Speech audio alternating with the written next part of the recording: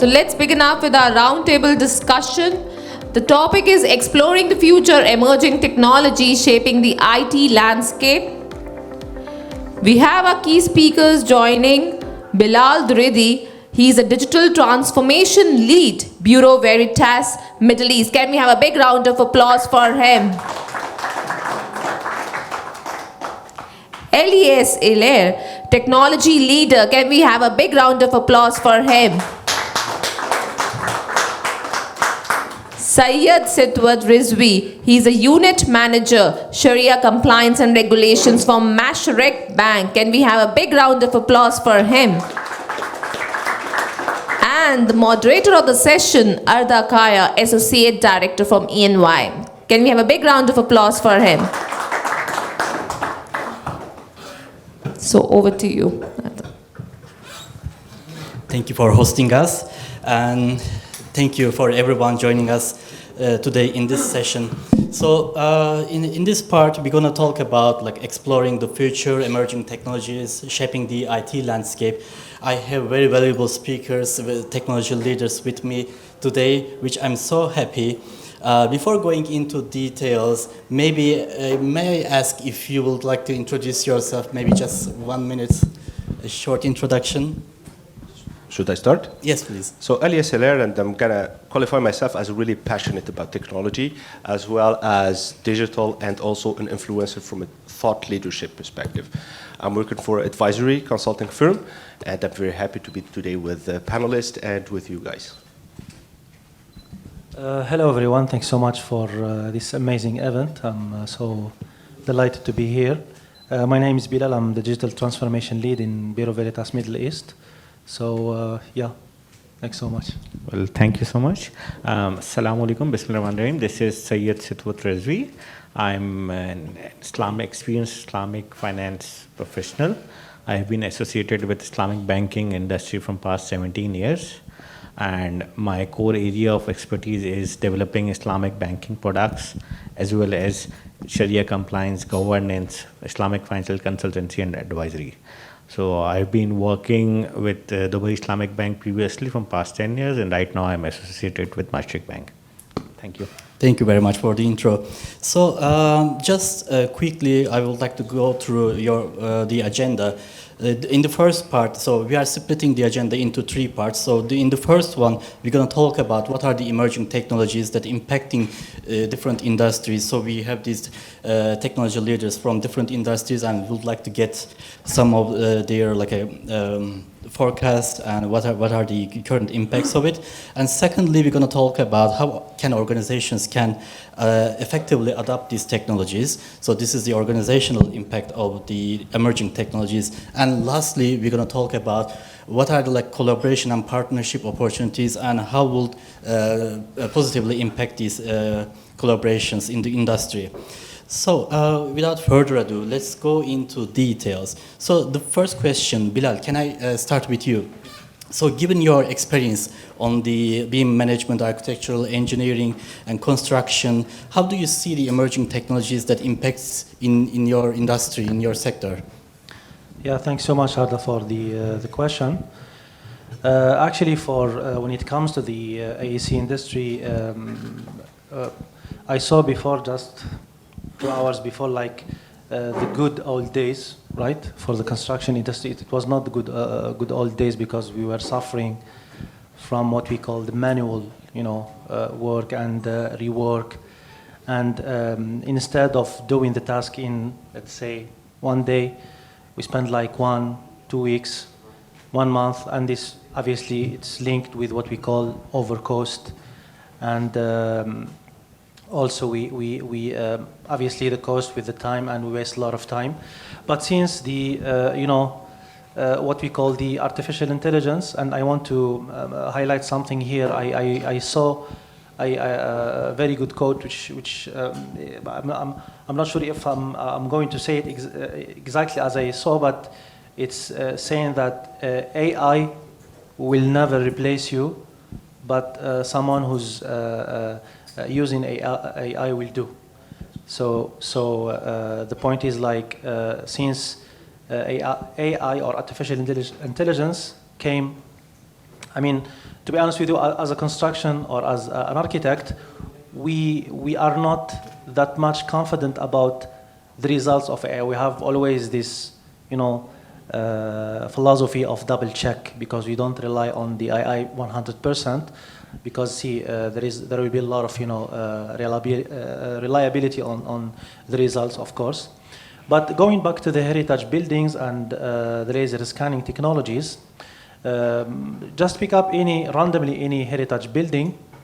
Before, it was impossible, almost not possible, to go with the manual, taking the measurements, let's say, manually, and especially when it comes to the organic shapes and for this heritage specialist, for conservation specialist, since the laser scanning, and it was like huge, amazing solution. Instead of doing this, manual, let's say, measurement in 2 months, 3 months, we can do the task in only 1 to 3 days. So to be honest with you, this question, I need like 1 to 3 days.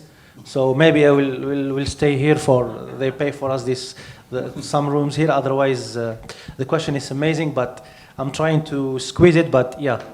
Okay, understood. Yeah. Yes. Thank you very much. And then I will turn to Elyes. So, given your extensive experience on the IT strategy and digital transformation in multiple industries, so which emerging technologies do you believe that which will have most significant impact in the next 5 years?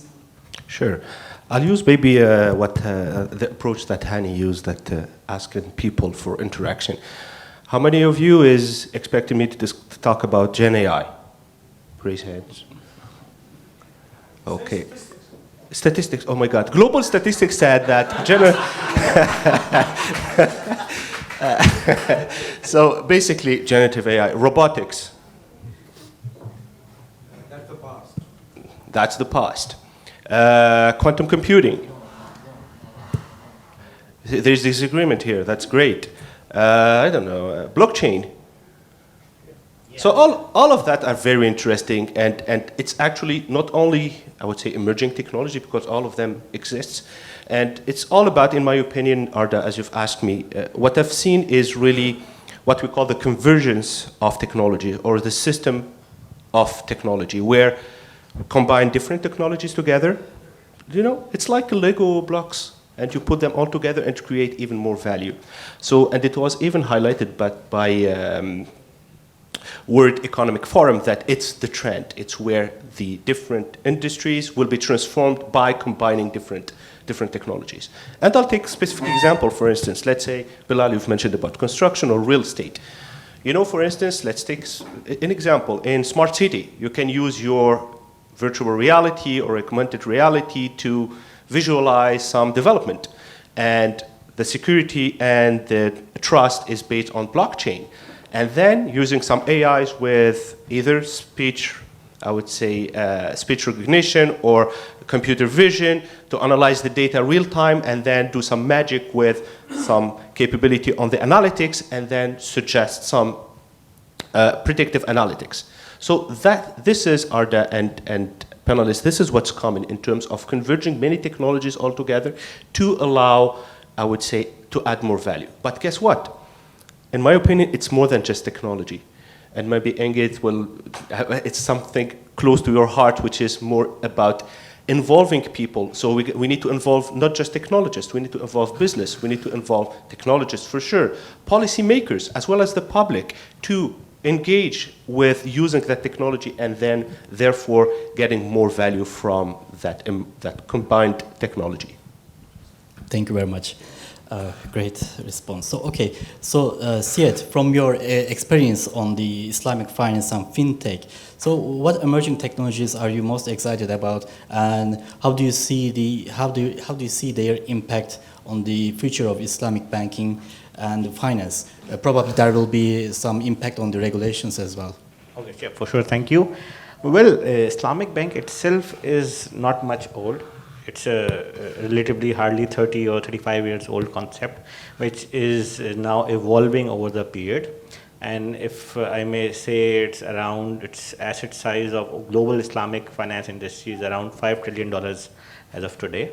So when we talk about Islamic banking, it takes the banking to one level up when it comes to the compliance with regulations. Banking sector is one of the most regulated sector, is considered as. Okay, so when we talk about Islamic banking, so there comes another layer of regulations for which the Islamic banking products needs to comply with.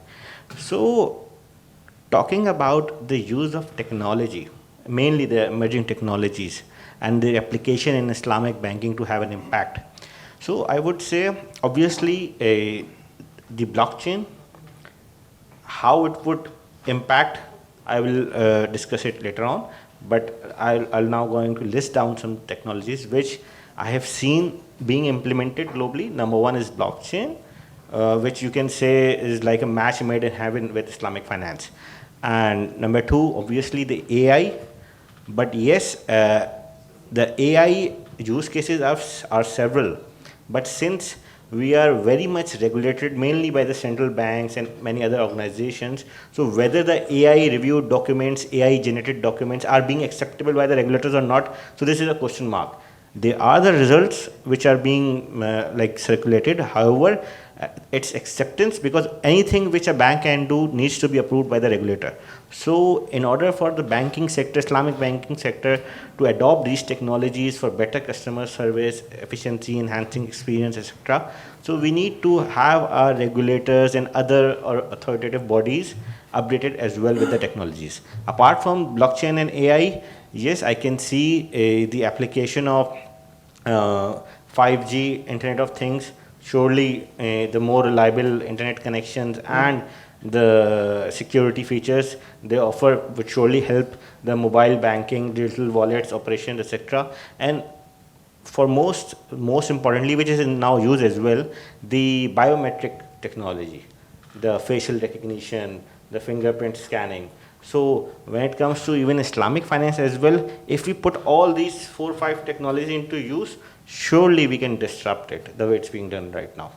Thank you. Well, thank you very much. It was very insightful answer. So I think as a consultant, I should add some points on top of your comment, as you can imagine. So from my perspective, there is no returning back. So I daily using Gen AI.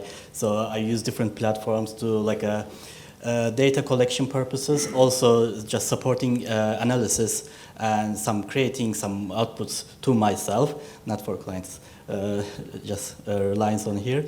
And I think going forward, the teams that we are working will be compact, smaller teams that we're going to work, and then we will be more and more effective. So this is my point of view by using of this. I mean, this is like a positive impact on the P&L. So we will be more effective and we will have less resources to perform any task.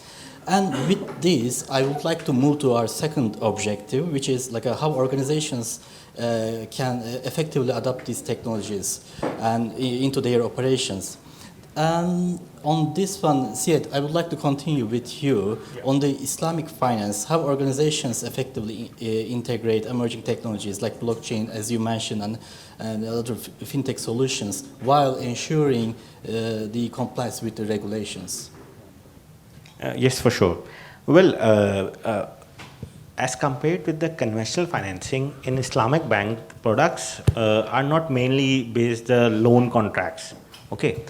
In Islamic banks, you need to create something. There should be an asset on the backside. There should be a proper offer acceptance contractual agreement between the parties, as well as the Islamic banking products can be based on the concepts of pure investments like partnership contracts, agency contracts, etc. So everything depends upon the underlying contracts and the underlying asset or any service which is being required by the customer or provided by the customer. So everything revolves around that. So when it comes to the technologies, what we can do is blockchain can totally change the way currently Islamic banking is being done. look, when it comes to conventional banking, there's a one single step, just sign the loan document and disburse the funds. But when it comes to Islamic banking, you need to follow a series of documentation which entails proper execution of required contracts such as sale contract, rent contract, or any other partnership contract. Along with that, you need to follow certain requirements of sequencing, timing, transparency, authenticity, immutability, and you can see all these are the characteristics of blockchain as well. So previously what I said, this basically these are the match made in heaven, Islamic finance and the blockchain. So using these characteristics of blockchain, mainly the distributed ledger technology, the Islamic financial products may increase their level of Sharia compliance to next level, number one. Number two, they can reduce huge number of extra documentation costs and the legal involvement of legal counsel and other intermediaries which are there to authenticate the transaction. Through blockchain, you can do all that. Apart from it, obviously AI can be very useful in ensuring compliance with the regulations, with the standards. Once we have got substantial AI data on the back and substantial use cases, so surely it can be used. And apart from these two, what we need to do currently in order to practically implement it, we need to develop the existing banking professionals to have this knowledge of emerging technologies. Not only them, but the regulators and other people around as well. Once the knowledge gets developed, people get more awareness about it, you will see the use cases. Right now, technology is there, but people are reluctant to adopt it, mainly on account that, okay, if we do something new, we might be needing regulatory approvals, risk management issues, etc., etc. Thank you. Okay, thank you very much. Now I would like to turn to Elyes. From your experience in digital transformation, what practical steps should organizations take to adopt these new technologies? Okay, so a global statistic says that 90% of you would know what I'm going to talk about. So basically, have you heard about what SpaceX achieved last weekend?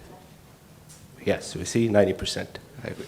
So we're going to tell me why I'm talking about SpaceX here, because to me the achievement that SpaceX was able to do, there's a lot of lessons learned that we can try to grasp from that for digital transformation. Basically, in few seconds, what they did is they were able to launch a rocket. I think it flew for 9 minutes and then get back safely to the launch pad. What lessons learned we can understand from a digital transformation perspective? To me, there is three major important elements to keep in mind here.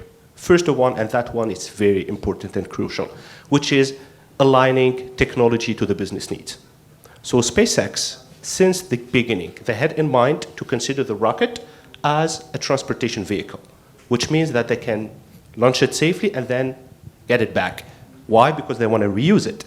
So it's not like NASA, where they just send it to the moon for discovery, etc., and they don't care about the rocket itself.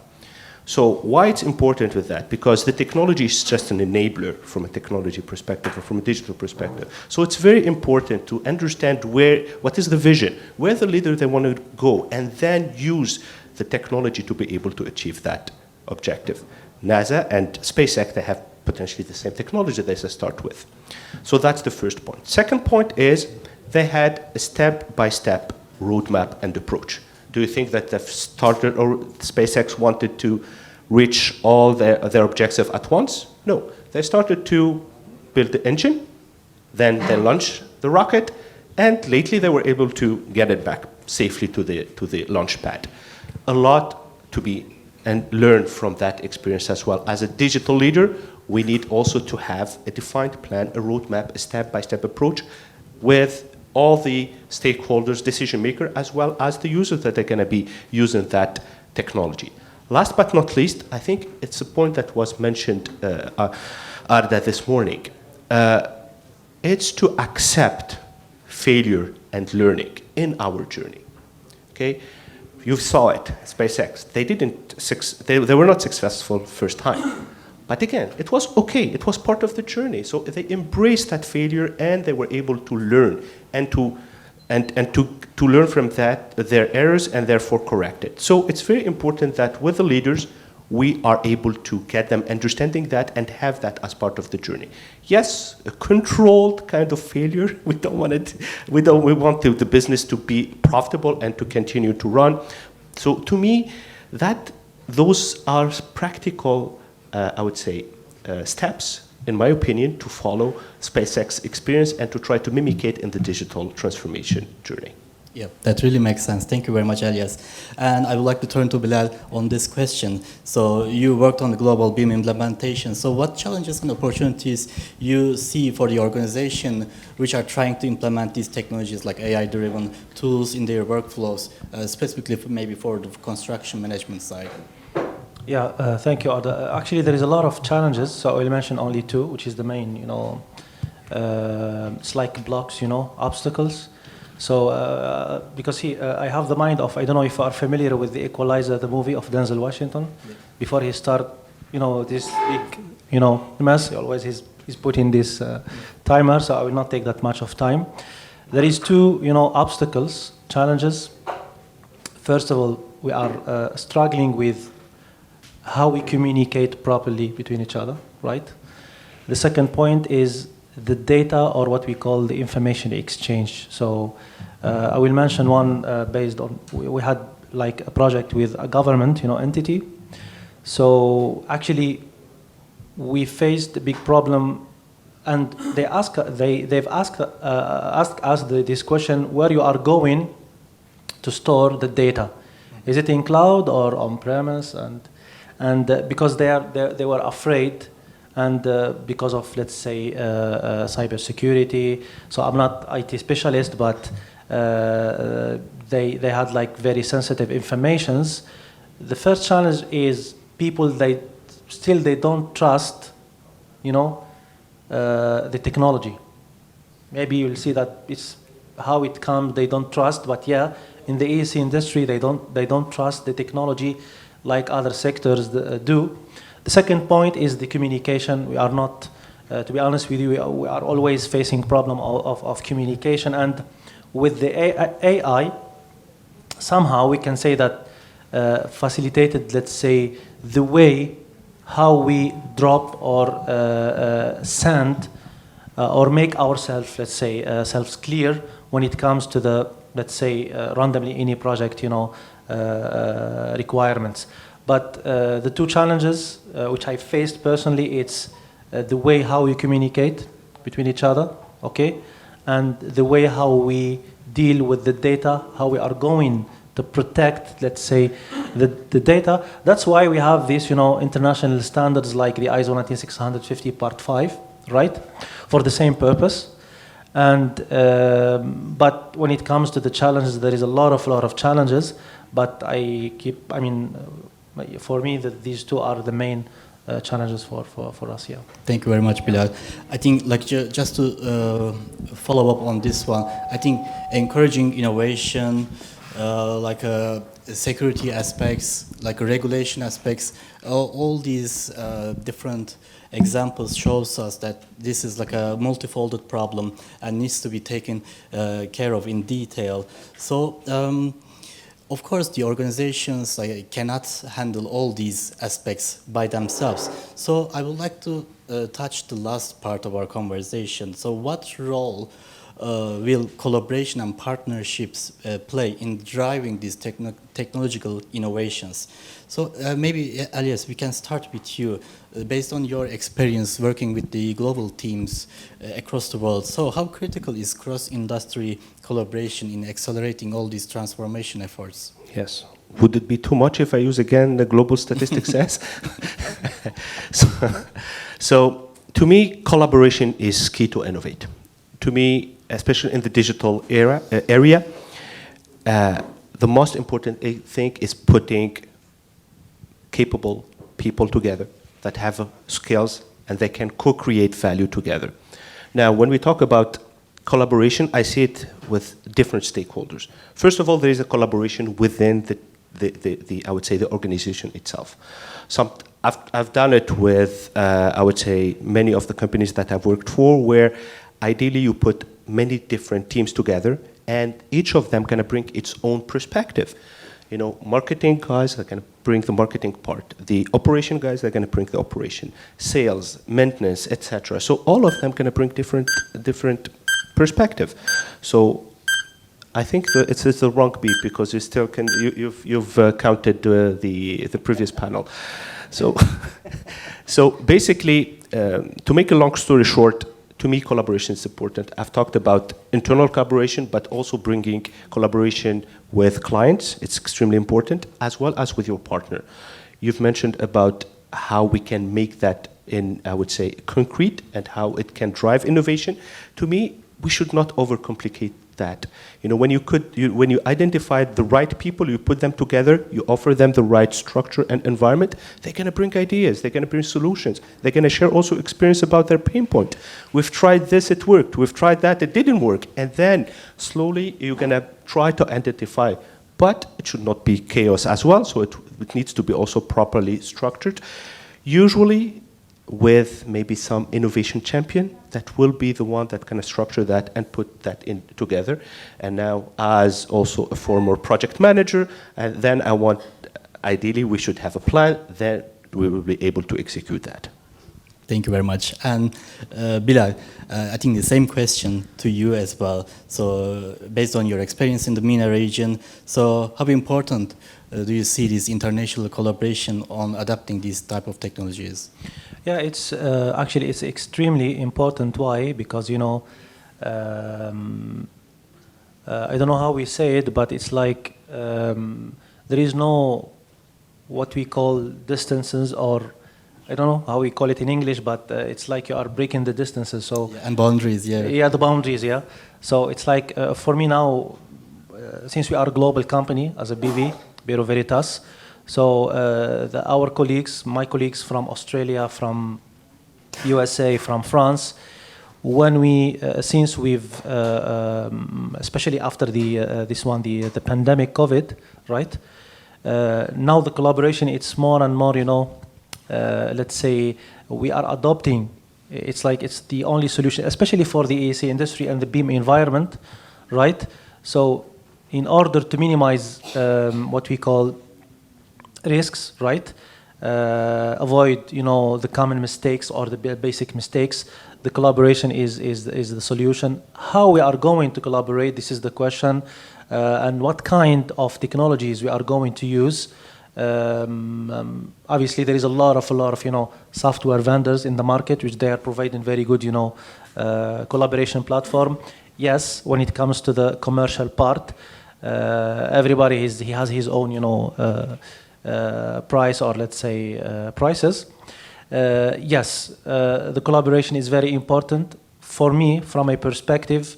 Let's say just small example when it comes to the construction or any project. Yeah, there is, let's say we minimize for a certain, let's say, percentage the amount of mistakes. So yeah, this is very briefly. I don't want to hear this pleek again. So I will. Yeah. Running out of time. Yes, I will. Okay, and Syed, in the Islamic finance world, so how do you see this collaboration and partnership, and how its impact on the driving technological innovation and implementation? Okay, so I would second whatever Elyes has just said. Like, these are the prerequisites; these should be done. But alongside, what I see as the enabler in order to move forward is the upcoming startups, incubation centers, fintechs. They need to play some role in developing customer-friendly products based on these technologies like AI, blockchain, cloud computing, using all the stuff.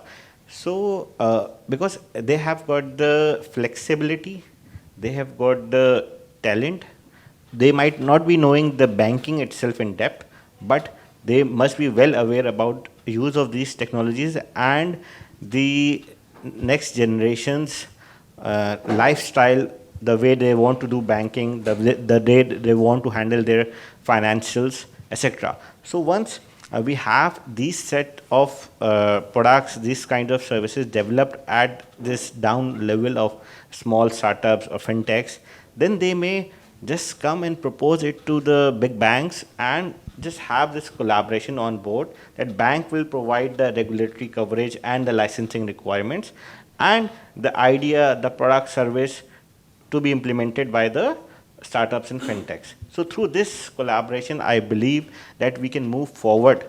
Otherwise, like, it would be a slower step, I can see slow process for normal banks to move towards the technology while complying with the existing regulations and the existing, the way they do banking.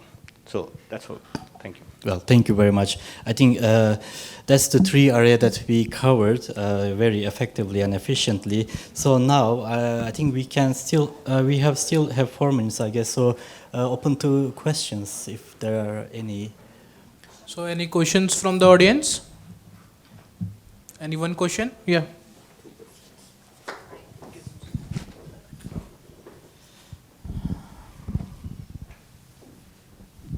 Hi, this one is for you, Syed. I mean, you mentioned about blockchain and Islamic bank made match in heaven, etc. Right?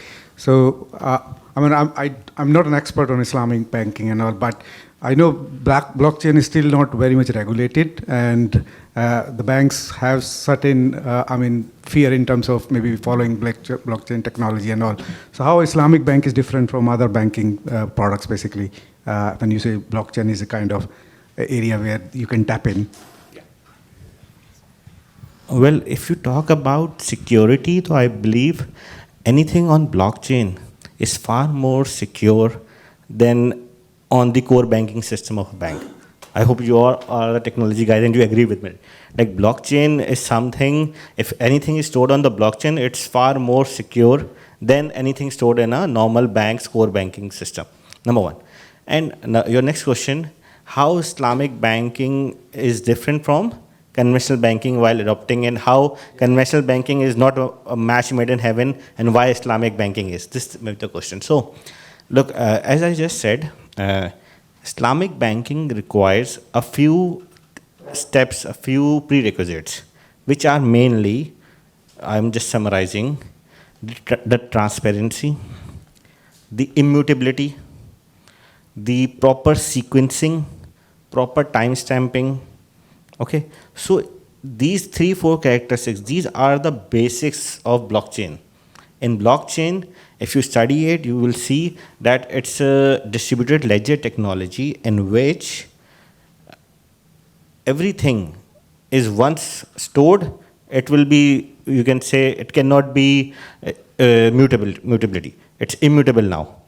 You cannot just wipe it out or delete it. It will always have its effects on the back. That's what the requirements of Islamic finance as well is when it comes to having contractual agreements.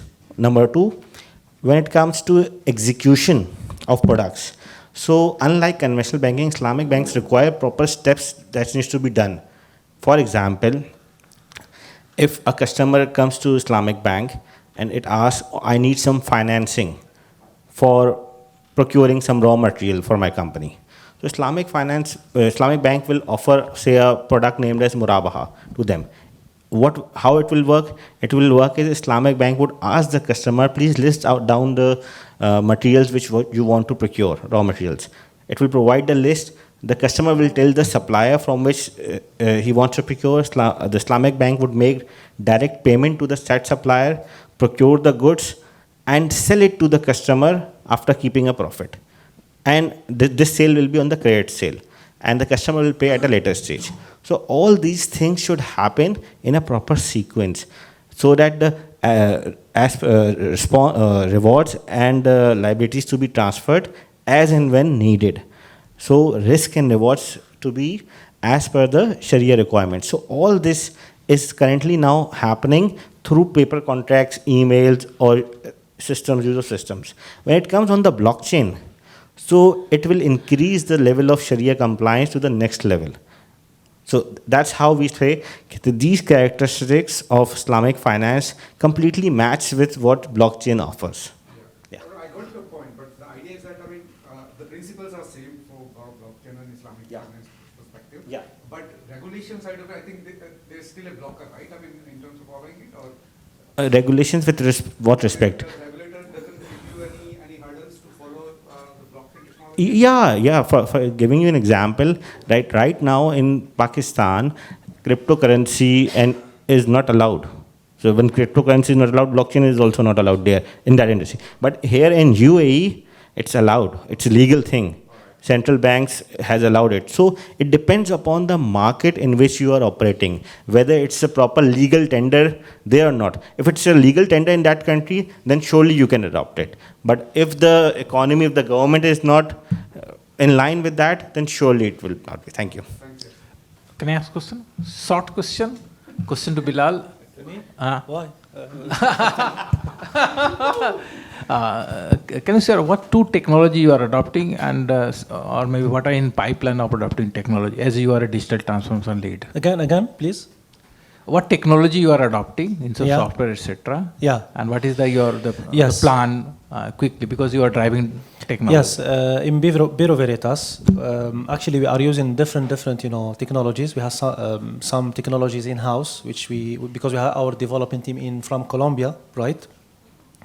See, in Bureau Veritas, we are dealing with different type of projects in oil and gas, power and utilities, building and infrastructure. So each project, we have a specific, let's say, technology specific platform, of course, with our aligned with our internal policy. When it comes to the equipment itself, we are talking here hardware, software, right? When it comes to the equipments, of course, we have all type of as a equipment. Drones, laser scanners, and we have what we call the high wonder robots, right?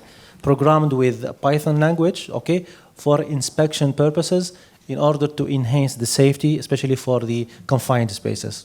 Thanks so much. Thank you. Yeah.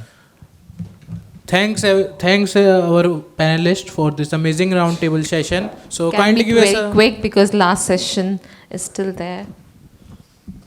Hey, I just had a quick question for Elyes. How do you, as a digital transformation leader, look at delivering technology here in this region, but also how the handover is done from an operationalization perspective? Because the skill set within a lot of companies here, what I've noticed, isn't really there. And you put a lot of focus around people as well as a key part of digital transformation. So from your perspective, what would be your strategy in ensuring not just the delivery of the technology, but the handover and the localized talent to be able to deal with the operationalization of that technology? Very relevant question. So, as you've mentioned, and I think we all agree that MENA region, especially UAE and Saudi Arabia, they are really on the top of the radar when it comes to digitalization, at least from an objective perspective. So a lot of the vision is to be digital, is to really leverage all the technology, the edge technology, etc. From a strategy perspective, I think the strategy is there. They know where they are going. A lot of, I would say, very ambitious plans. Now, in my opinion, the big elephant in the room is how we're going to make that happen. What are the execution plan to ensure that, for instance, we want to be leader on AI? How you make that happen? Yes, you invest on your infrastructure. You bringing the right people into the region and ensure that they do have the skills. And you've mentioned also a very important point. It's about the operationalization. Yes, you can deliver, but then it's when you are, I would say, making concrete your ROI. It's when you start using it. And you start either to generate more revenue or to concretize the savings that you promised. And that's where also, I think, in the region, they are struggling a little bit. That's what I've understood. That's what I've been seeing. And that's where also the focus should be.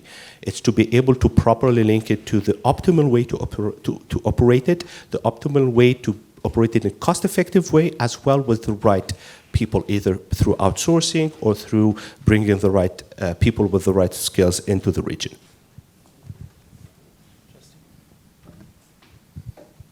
All right. Can we have a big round of applause for all the key speakers? I would like to invite all the panelists for a group photograph.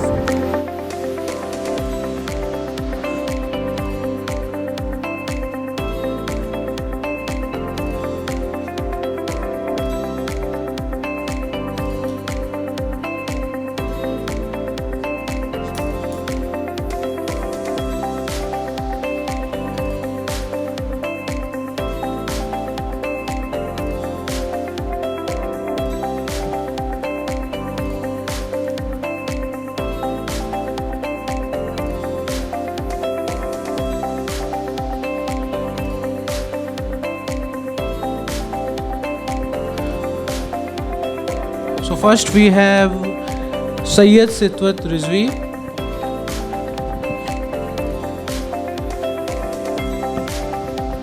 Give huge round of applause for Syed.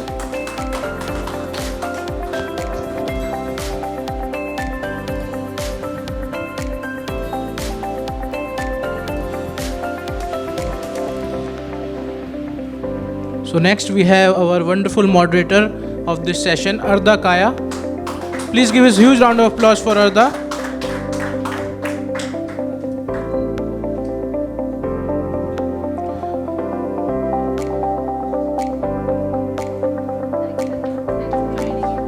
Next we have Elyes.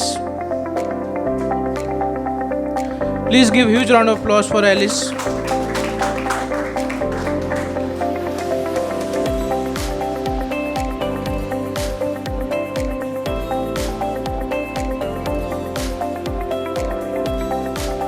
And at last we have Bilal Dridi. Please give it a huge round of applause for Bilal.